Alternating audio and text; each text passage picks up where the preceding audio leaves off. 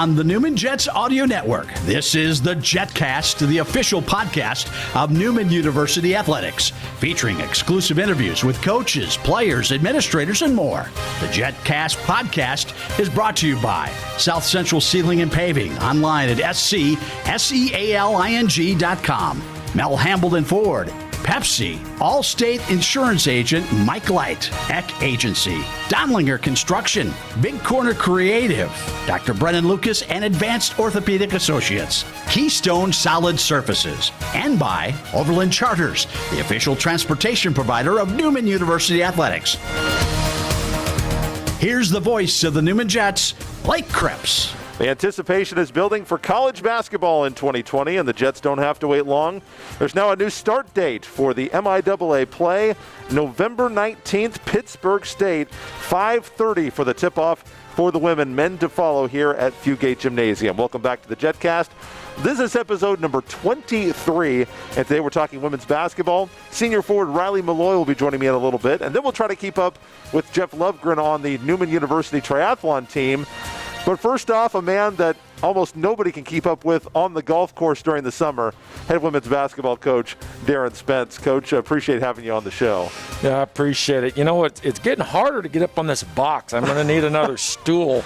You know, we older guys, we need some help. Well, I think we had one for the president. Can we bring that back? Yeah. So obviously, this is the first time we've talked to you since we heard the news that officially the season was a go. I think we talked to you just before the decision was made. What was the sense of, I have to imagine it was a sense of relief, a sense of calm that came over when you finally heard that, yes, you are going to be allowed to play? What was hearing that news like for you?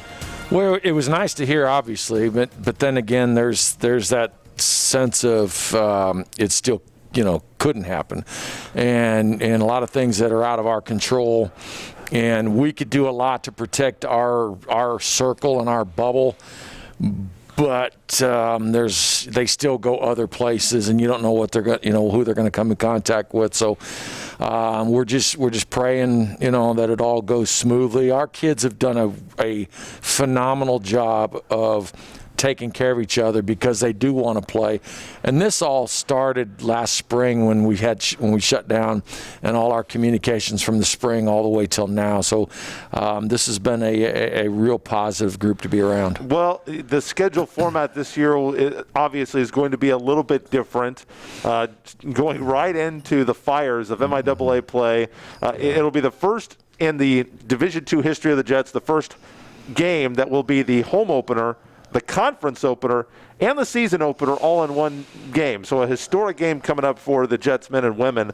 What are your thoughts on the format? You guys will not have any more than 3 games in a row on the road or at home. So a very balanced schedule for you this year with no long homestands and no long road trips. Yeah, it's kind of is what it is, really. And we're all on the same page now. And like, oh darn, we're right into MIAA play, because there's absolutely no nights off in this league, as you know. And so we without an exhibition game, we will get a scrimmage. We're a scrimmage Drury University, but that just speeds up our testing of 100% of our team, before we play outside competition. So, we're excited about it. We feel good about our team and what we're doing with them. We have enough experience now with the 10 returners and the 6 seniors, so they've all been through it. They know how to play. They know what the game atmosphere, should be like. So when it gets to that point, we'll be excited to play. Well, and you've mentioned the game atmosphere a couple of times, and how you go out to these MIAA schools and they've got the band there and they bring a crowd, and Northeastern State, the football team is running up and down the sidelines at the end of the game. And you've also mentioned, sometimes when you have that exhibition game on campus when the students are gone, you kind of have to create your own energy. And obviously, we're expecting something in the middle of those two extremes for this season. How do you approach getting them ready for an atmosphere that probably at Newman that they've never had to play in, with everybody socially distanced, and who knows if fans will even be allowed at this point. We don't know that answer. How do you get them prepared for maybe playing, what feels like an organized scrimmage or a closed practice, except that the game actually counts? Well, it goes back to just our overall philosophy of must be just about us. And so since we've had that for so long, we'll play in a parking lot. We'll play wherever. It does not matter who's there because we're playing for the people in that locker room and for all the women's basketball players and coaches who have come before us. And we're just borrowing this program for, a moment in time. And this program has been going long before I got here, and it will be going long after I leave. And so, when I retire, when I'm around 90 years old. And so, we're just trying to take care of our moment, our today, as we always talk about. And so whoever gets to come, we're probably looking at like a 25% capacity, which varies from gym to gym, arena to arena in our league. So that's probably about 350 people. Yeah, 1,149 is the capacity of Newman, of Fugate Gymnasium, as it is currently oriented. So, yeah, it's somewhere in that ballpark. Well, our parents, I think the family should be able to get in. We love our cheer and dance group and the atmosphere that they help create for our women's basketball games, for sure. And what's going to be interesting is the MIAA women's basketball programs travel well. Yes. They travel in most cases better than the men's programs, and I think it's because of the makeup of all the teams, the way the programs are built. And so they're going to be a lot more upset that they can't come. Sure. And help fill our gym. So it'll be new. But again, it's just about how we handle it. Well, looking back at that scrimmage Sunday, wanted to ask you about how the team handled that. Got an intra-squad scrimmage. Now you have another scrimmage coming up. But they got to play against each other. You swapped up the teams, played 3 10-minute periods with 3 officials coming in to call the fouls and the travels. A slow start offensively, but after that first 5 minutes, the 3 started flying in. How did you feel about how the team looked offensively and defensively in that scrimmage? Well, first of all, it's the 3 officials that we have were really a big help to us, and they came in and donated their time, volunteered, and said they want to help us. And they're all high school, college level officials, so that was a good thing. But what stood out to me was how nervous our girls got. They were. Just in warming up. And I said, good grief, you've all played before, but there's something about the officials and the real whistles being in there that just, it's going to be a game time. So once we got going, I thought for the most part, we played, decently, both sides of the ball. I was really impressed with Amani White and her growth from a year ago to a backup, somewhat starter, and now is a point guard, 100% of the time. And she's just come back a much more composed, more confident player. And really did well in that scrimmage. And that's going to be a good thing for us, because we're going to need her to play better for us. With no preseason games, you were supposed to have 2 games exhibition against NCAA Division I schools, and I know that as of right now, your plans are that those will be made up in future seasons against Tulsa and Kansas State. Right. With this scrimmage you have against Drury, how important is that going to be, being really the only outside competition that you'll get to have before MIAA play starts? Oh, that's going to be huge because, they should be the number 1 ranked team in Division II basketball this year in the preseason. So I think they've lost 1 game in the last 2 years, and 2 years ago it was to Lubbock Christian, at the national tournament, I think in the semifinals actually.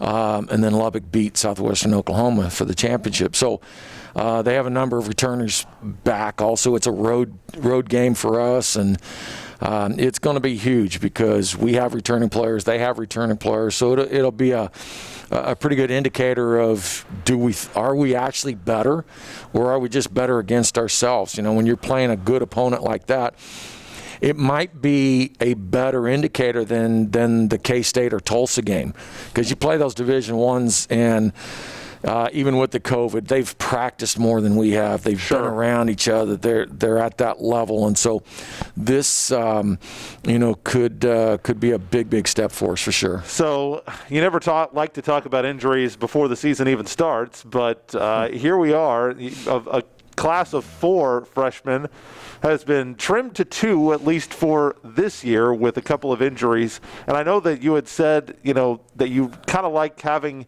fewer under 14 players on the roster, just because it gets players more involved in practice, gets them more in the game. And I know that you were thinking about redshirt decisions, and those decisions unfortunately got made for you with injuries to 2 freshmen, right. Ashanti Day and Elise Kaiser.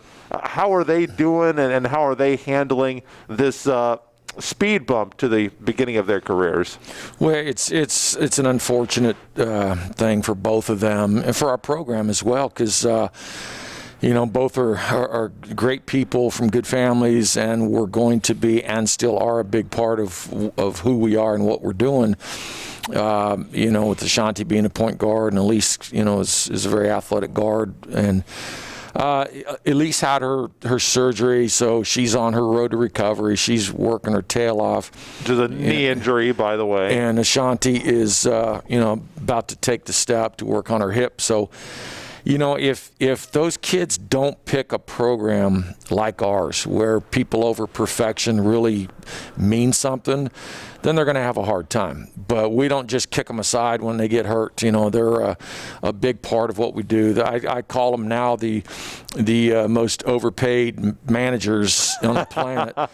But, they show up with a smile. I know it's frustrating. It's hard for them. So we've got to make sure that we are checking in with them, that we are, always making sure that they are okay, and like our great friend Coach Rylee always said, we have to be at our best when they need us the most. And so that's my job, and it's the job of our program. But they'll be back, and they'll be better than ever. Talking with Darin Spence, the women's basketball season starts November 19th, Thursday. All the games are now Thursday, Saturday this year in the MIAA.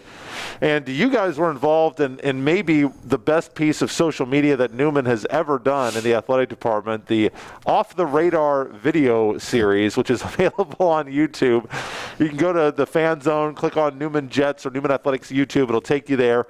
Look for Off the Radar. Baseball did a fantastic one as well, but I think that your ladies, they take the cake so far. What were your thoughts on the Newman women debut on Off the Radar? The scene in Forrest Gump where the boat crashes and he goes, "That's my boat." That's my team. That was exactly them, and so it's not anything new to me. And I'm a big believer in our players need to show their personalities, and they need to be who they are, and even on the court as well. So, they're definitely, knuckleheads for sure, and I am too, so it all kind of fits, Sure. hand in glove, but, that's who they are. Any surprises, any revelations that came to you while watching that video? No, it was pretty pretty accurate. Pretty accurate, yes. So I do have to ask, and I know that you said that you're not going to share this, but it did come up in the video a couple of times.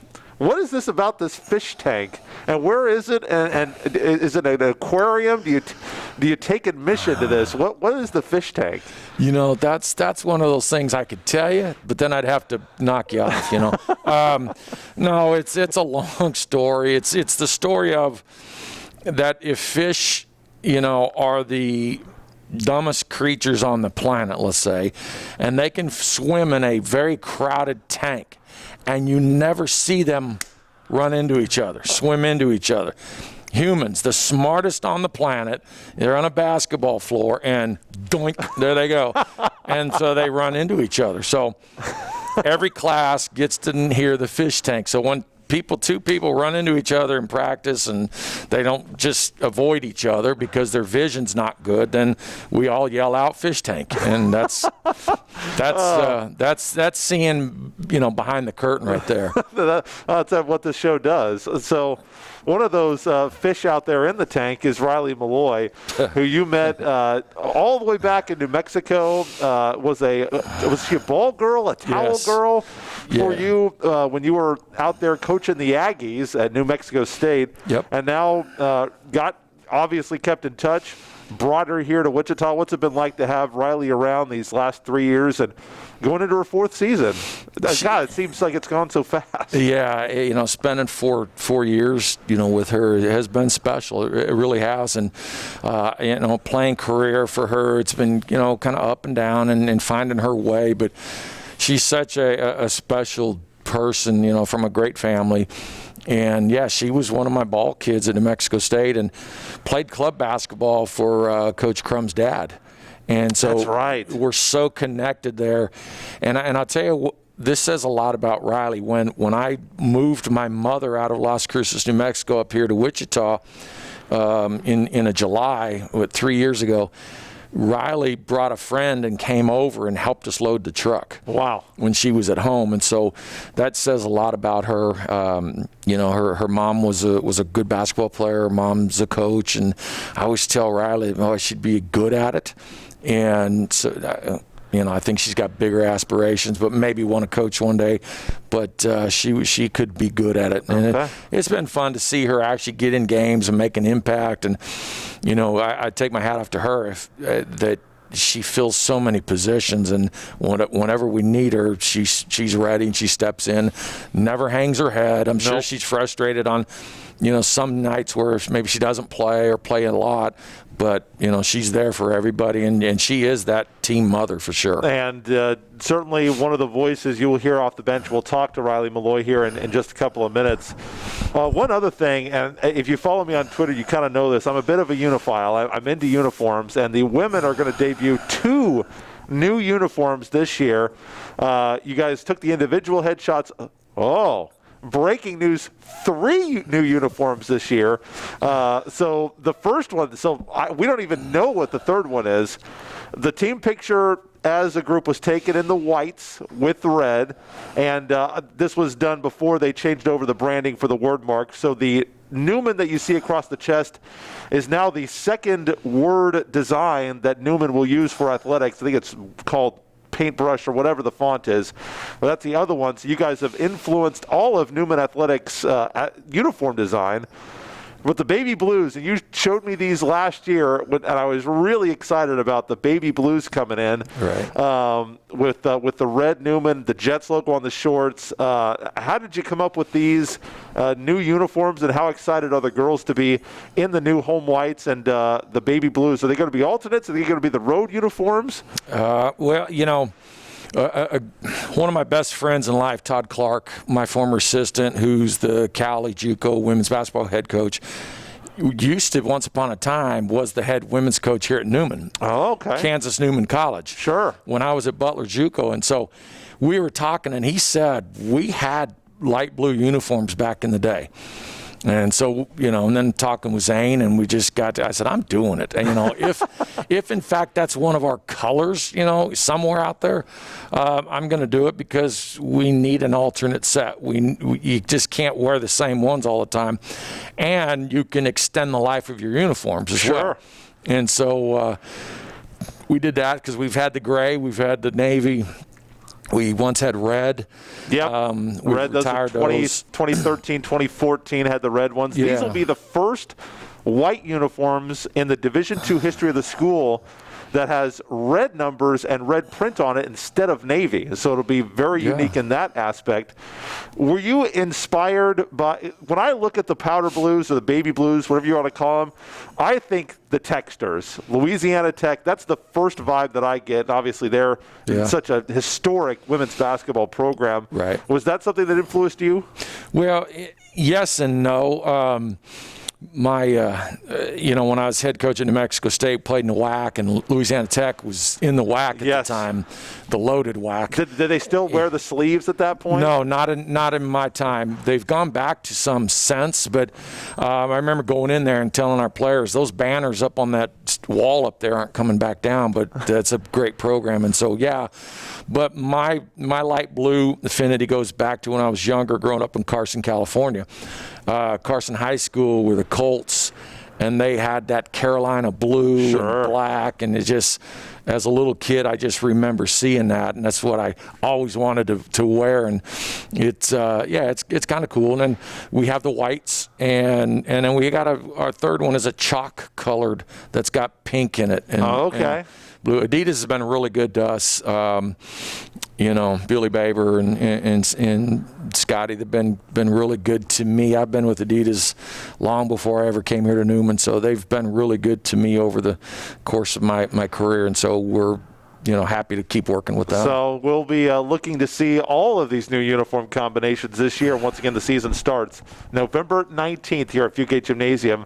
Darin Spence, a women's basketball coach, always great to have you aboard, Coach. Hey, Ryan Smith, you owe me. I'm representing for Newman Wrestling.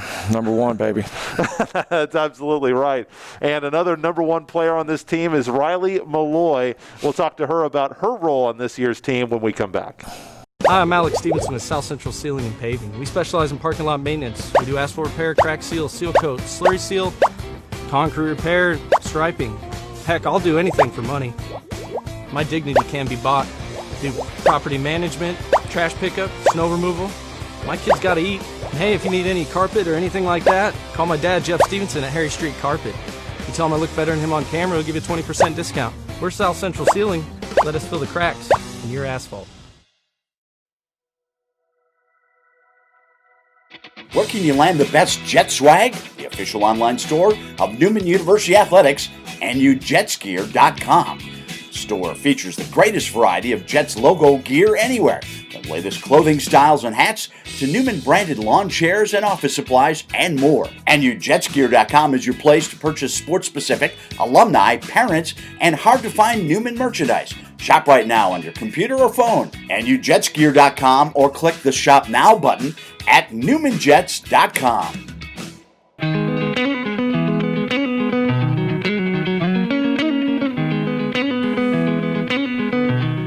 Returning for her senior season, one of the unquestioned leaders of this Newman women's basketball team. She appeared in 17 games last year, dishing out 15 assists with 9 steals. And believe it or not, I thought back, you're the only player that I didn't get to talk to last year, either on the coaches show or at halftime. So I didn't want you to feel slighted, so you're on early. From Las Cruces, New Mexico, senior Rylee Meloy. Rylee, great to have you on the show. Thank you, Blake. Well, reaction from the team, I imagine that you guys had to be pretty excited when you heard that the season was going to get to go on. What was your personal reaction? Oh, I was ready for it. I really wanted this senior season to happen. I don't know, there's a different energy in the locker room and in the gym in general this year that I'm excited for, and I wanted the opportunity to get to have everybody experience that. Well, you have been a part of some really great Jet moments and some really special seasons.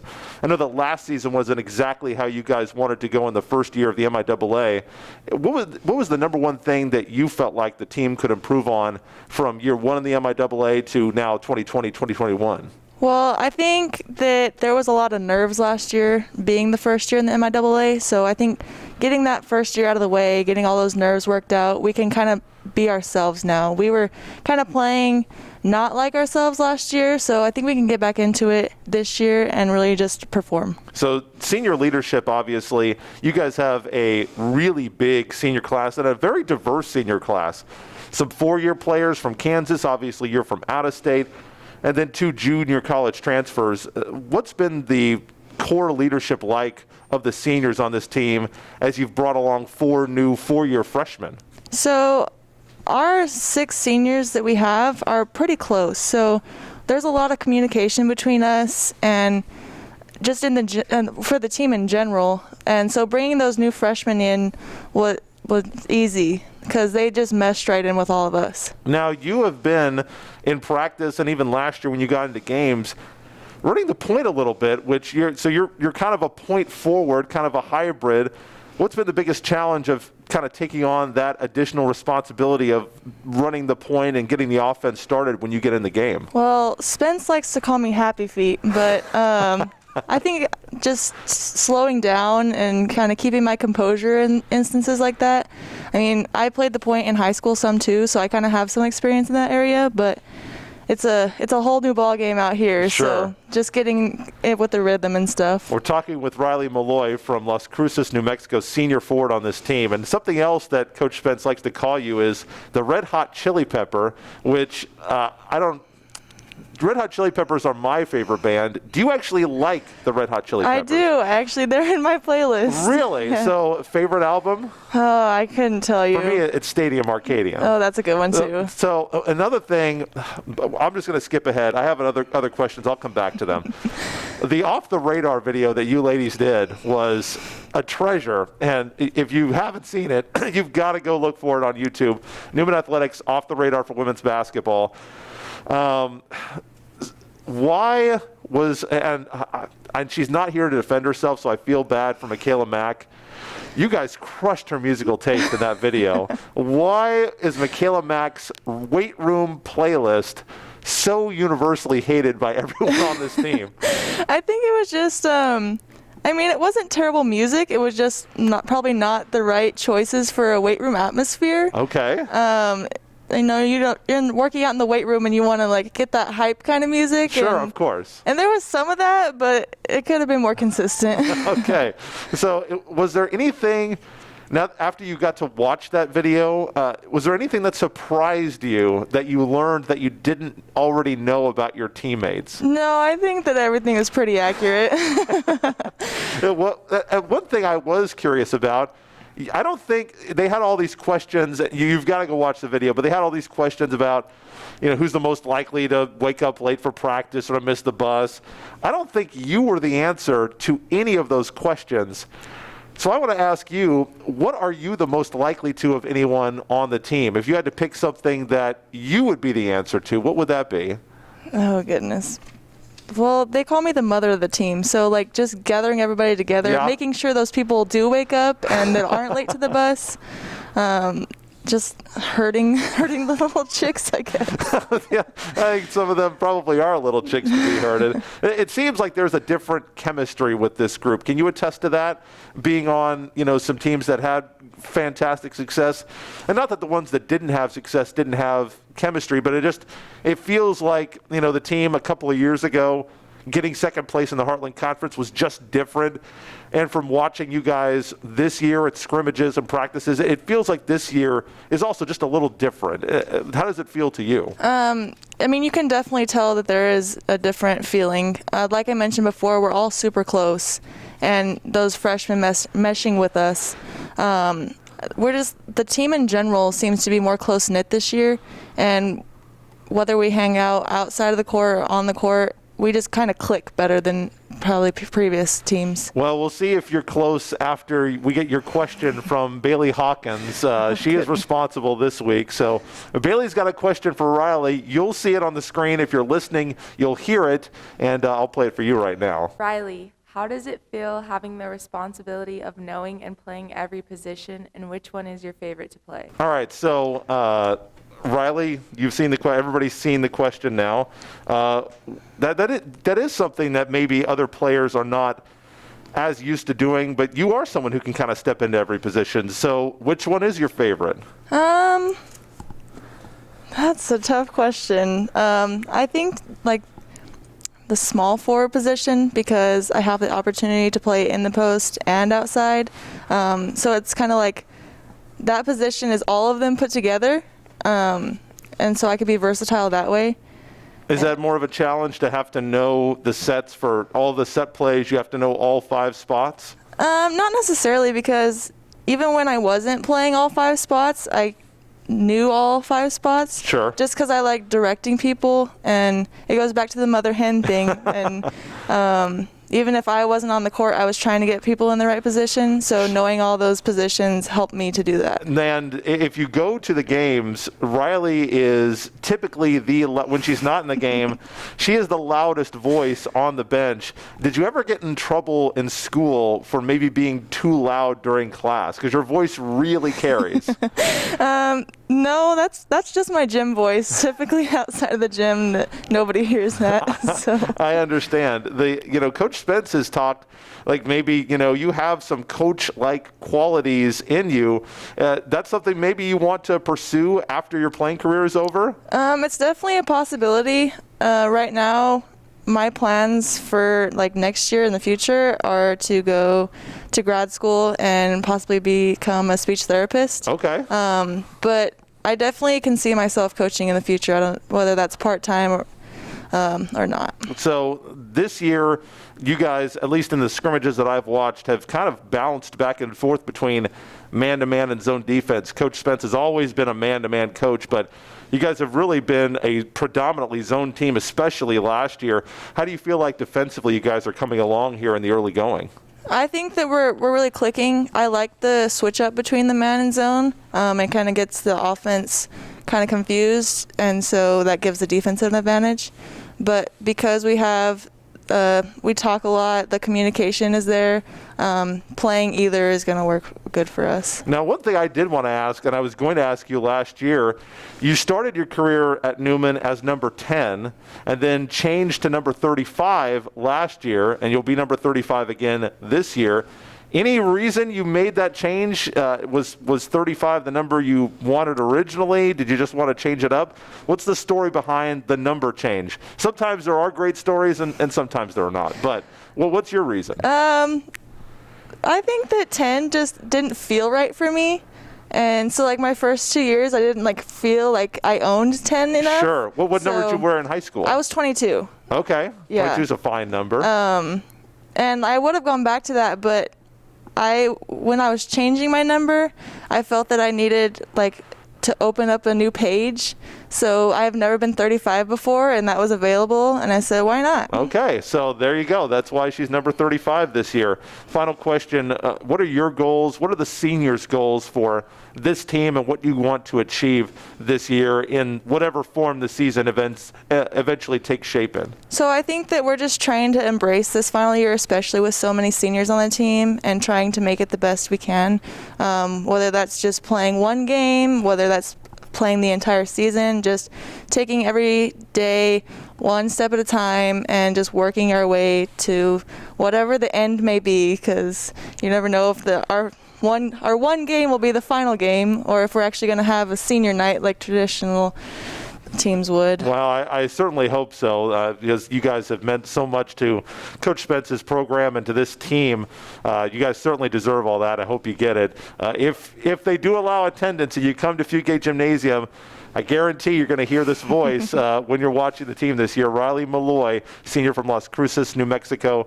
Thank you so much for being here. I appreciate it. Yes. We'll talk NU Triathlon when we come back on the Jetcast. The Jetcast is sponsored by Dr. Brendan Lucas with Advanced Orthopedics, the official orthopedic surgeon of Newman Athletics. Thank you to Donlinger Construction, proud supporter of Newman Athletics. Check out your Allstate agent here in Wichita, Mike Light, at 316-684-0121.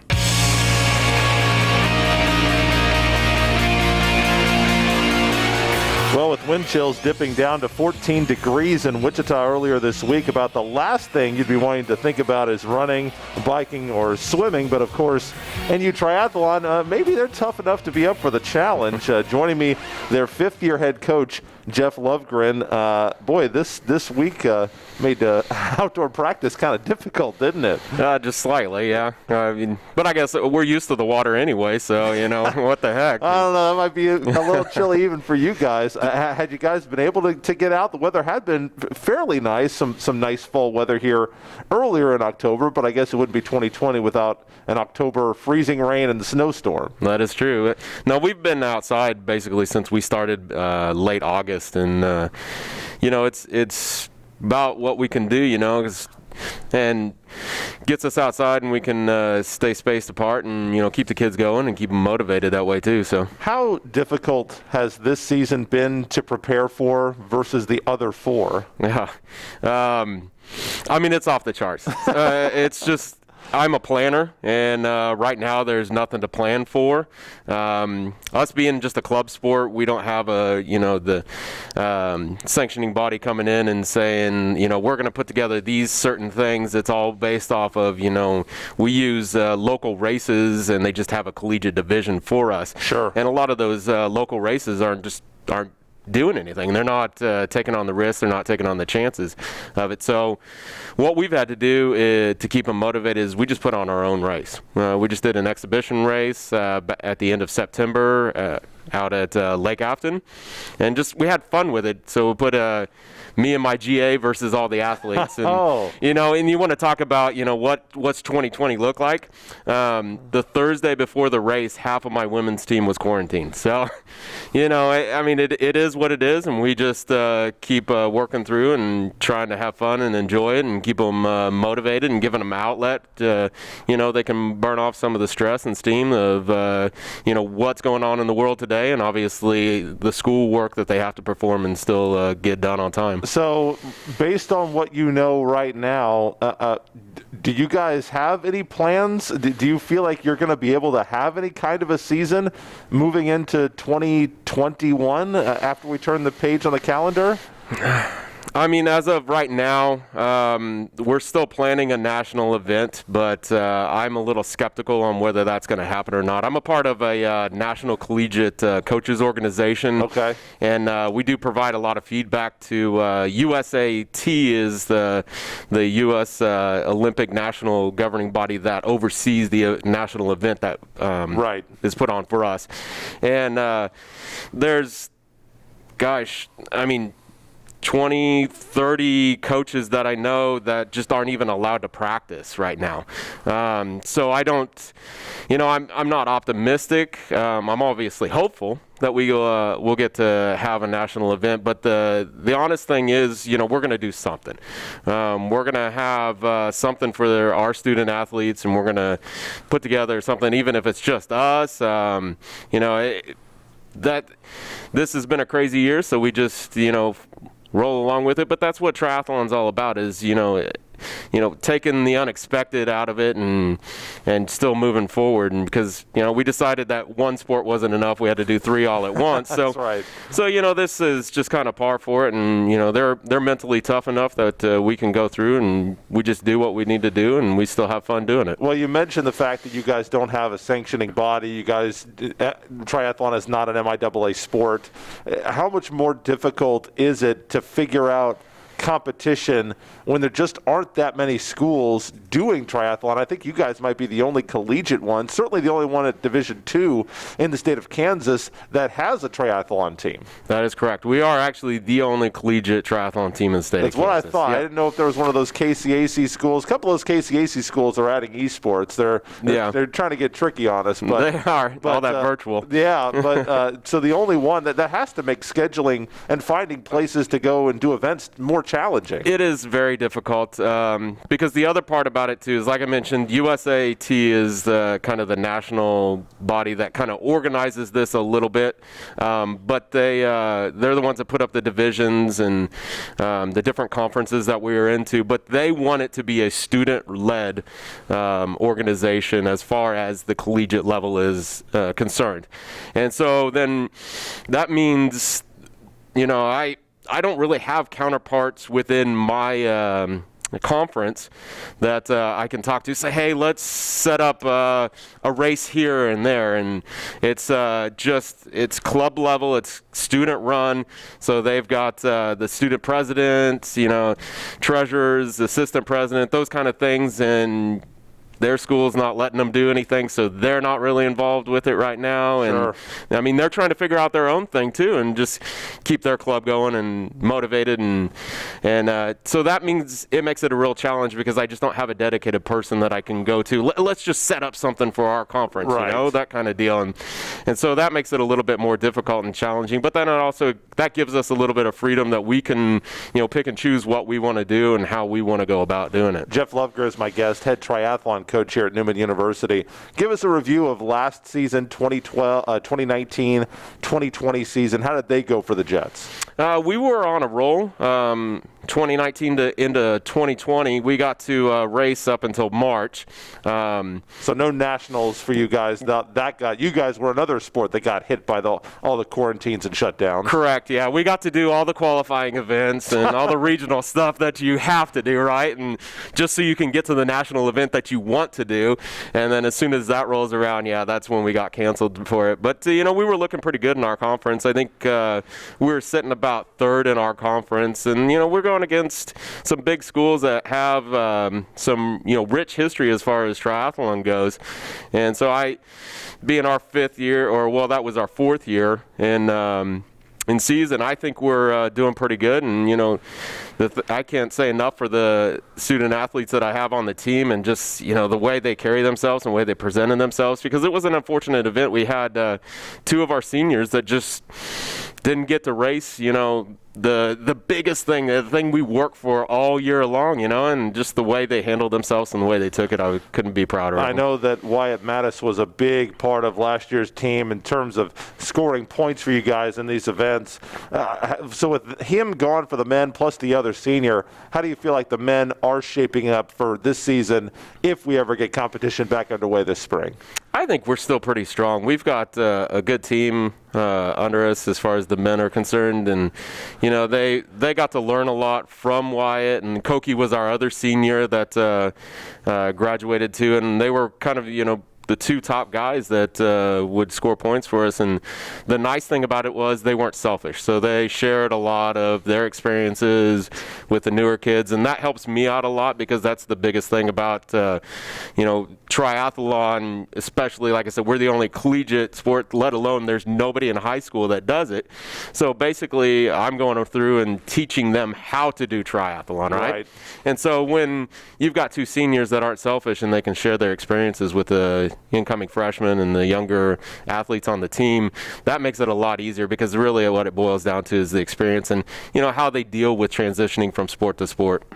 So no seniors on the women's team last year. Very, very young, a lot of Kansas kids.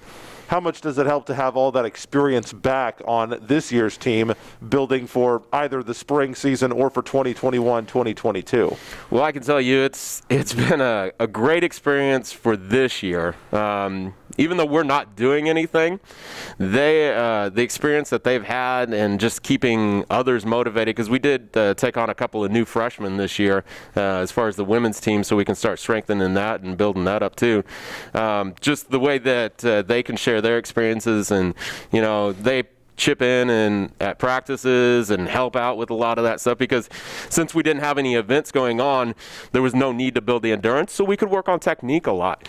And so being the only coach out there, having that experience where they can, oh, hey, if you try this or you do this differently, this will help and benefit you in this way. And they're not selfish about sharing that kind of stuff. And so having those kids back makes my job a lot easier, and it makes the team better as a whole. Last question for you, and this is normally where I ask, well, what are your goals for the year?